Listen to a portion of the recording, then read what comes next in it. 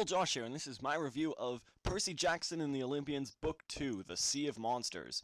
I figured since everyone else seemed to enjoy the book review and movie review so much, why not go ahead and read the second one sooner than I was going to. So, I did, and here is my review. To start, I wanted to say I really enjoyed the story in this one. I actually like The Sea of Monsters much better than The Lightning Thief. And I'll give you a few reasons why. One, even though it was 100 pages shorter, they really got things going right off the bat and did not let up, which is a trait of the first one. But moreover, in this, I think they spent a good deal of time on things, which seems rather odd considering one of my complaints of the first book was that they didn't spend enough time. But it is not, I'm not finding myself contradictory here. I just think without the setup, they used what time they would have taken with the setup and to stay in camp for a while, and the adventures outwards were more interesting than The Lightning Thief, in my opinion. There's a lot more monsters, a little less silliness, which I did appreciate, a little silliness regarding mythical creatures, which I did appreciate, and more gods action.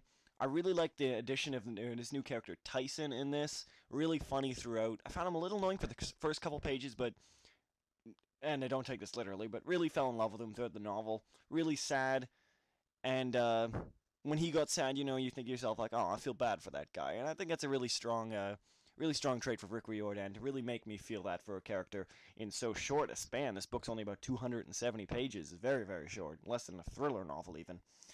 Anyway, I think it really moved at a great clip. The adventure was exciting. A lot of cool things in it. Fewer pop culture references, but in which ones they did have really worked. And definitely a lot more character development than there was before. Like I said, I really find it odd that it was shorter length, and yet it managed so much more within its pages. Other than that, I really can't say a whole lot about the story because I don't want to spoil it.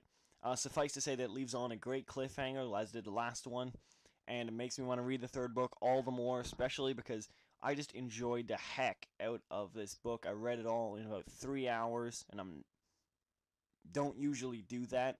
I don't usually fiend books like that.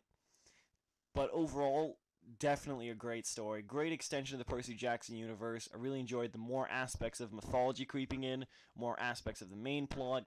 It was less, it went off on less random tangents than The Lightning Thief did. And looking back, I'm not sure they were random tangents. I think they were needed for the introduction, but I do think they slowed down the momentum of the plot. There's none of that here. Everything's on track, and everything ties in much more nicely. Really funny. Laughed quite a few times. Puns, wordplay, usual stuff. Not very highbrow, really good, really enjoyable. And all I have to say otherwise is that the writing really, really nailed it, I think. And there was less, how should I put it? Repetition, I guess. There was some repetition at the beginning of the novel, but most of that was not very detrimental and beneficial for someone like me who does not tend to read these series all at once.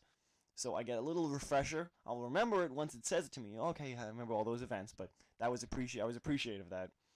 And other thing, like I said, this Rick Riordan, really a talent for writing action scenes. I gotta say, after having read Lightning Thief, I did say he was really good at keeping those action scenes, and not a lot of writers are able to do that. That still holds true. The Sea of Monsters, he amps that up quite a bit. Everything's fast-paced.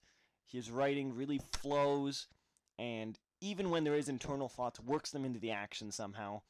Really appreciative of that. I can understand how people love these novels. This is not the best novel I've ever read, like I said, for The Lightning Thief, but tons of fun. Totally going to go buy The Titan's Curse, which is the next one, and get that review out sooner rather than later, hopefully. But yeah, I recommend it, definitely. Pick it up. If you haven't read The Lightning Thief, you're going to need to read that one first because there is pertinent details. Even though it does recap somewhat, it's not enough to just start with this one. Either way, The Lightning Thief isn't bad, it's just not as good as Sea of Monsters. But know that when you're reading The Lightning Thief, The Sea of Monsters is coming up, and that one, totally worth the wait. Go read The Sea of Monsters.